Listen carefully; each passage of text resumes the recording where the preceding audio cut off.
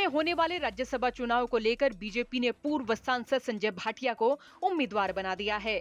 लेकिन इस घोषणा से पहले सियासी गलियारों में संजय भाटिया के नाम की चर्चा नहीं रही। जब संजय भाटिया के नाम का ऐलान हुआ तो इस सबके लिए चौंकाने वाला रहा।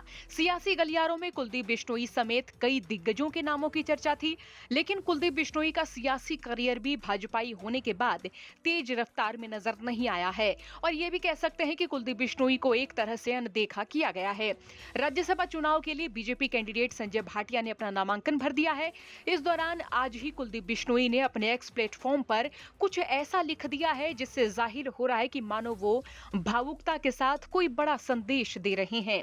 कुलदीप बिश्नोई एक्स प्लेटफॉर्म पर कई तस्वीरें साझा करते हुए लिखते हैं कि आज के दिन 5 मार्च 2010 मुझे वो लाठीचार्ज याद आता है जब मेरे और मेरे साथ खड़े कर्मठ और निष्ठावान कार्यकर्ताओं पर वार किए गए थे। लेकिन इतिहास गवाह है, लाठियां हमेशा संघर्ष को और मजबूत ही करती हैं।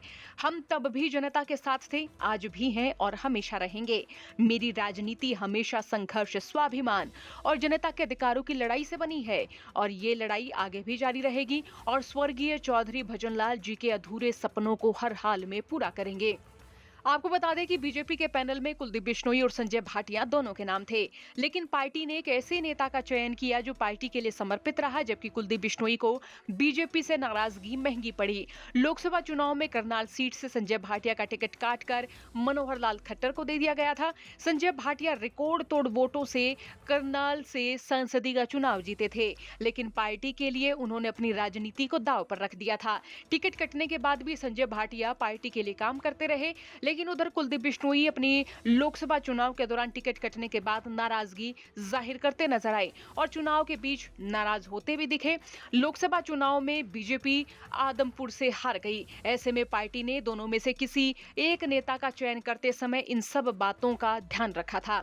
हालांकि यह भी कहा जाता है कि बीजेपी हाईकमान किसी भी नेता पर तब यकीन करती है जब वो खुद को साबित कर देता है, यानी किसी के कद, किसी के पारिवारिक रसूख को देखने से ज्यादा उनका समर्पण, उनका काम देखा जाता है।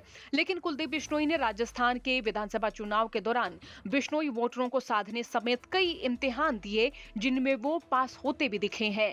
हरियाणा में विधानसभा चुनाव से पहले लोकसभा चुनाव हुए, जिनमें कुलदीप बिश्नोई हिसार लोकसभा से टिकट मांग रहे थे, लेकिन उन्हें टिकट न मिलने के बाद ये नाराज हो गए। कुलदीप बिश्नोई पार्टी के कार्यक्रमों से भी दूरी बनाते दिखे। कुलदीप बिश्नोई की नाराजगी दूर करने के लिए खुद सूबे के मुखिया नायब सैनी दिल्ली में कुलदीप बिश्नोई को मनाने पहुंचे थे। इसके बाद कुलदीप बिश्नोई बीजेपी के कार्यक्रमों में नजर आने लगे थे, लेकिन बीजेपी की लोकसभा के उम्मीदवार रणजीत चौटाला को वो आदमपुर से जितवा नहीं पाए थे। तो वहीं विधानसभा चुनाव में भी 57 साल बाद बिश्नोई परिवार आदमपुर से हार गया था।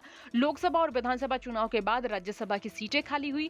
कुलदीप बिश्नोई को उम्मीद थी कि उनको राज्यसभा भेजा जाएगा।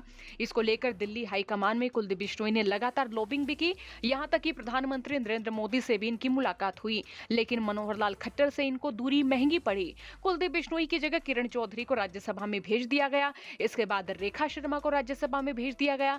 हालांकि कुलदीप बिश्नोई को इस बार उम्मीद थी कि उनको किरण चौधरी और रामचंद्र जांगड़ा की खाली हुई सीट में से एक सीट जरूर दी जाएगी और वो इसके लिए अंदर खाते लॉबिंग कर भी रहे थे। उनकी दिल्ली में मनोहर लाल खट्टर और नायब सैनी से बात भी हुई थी। उनका नाम स्टेट बीजेपी की ओर से भेजे गए पैनल में भी था, लेकिन केंद्र की ओर से जारी नामों में कुलदीप बिश्नोई का नाम नहीं था।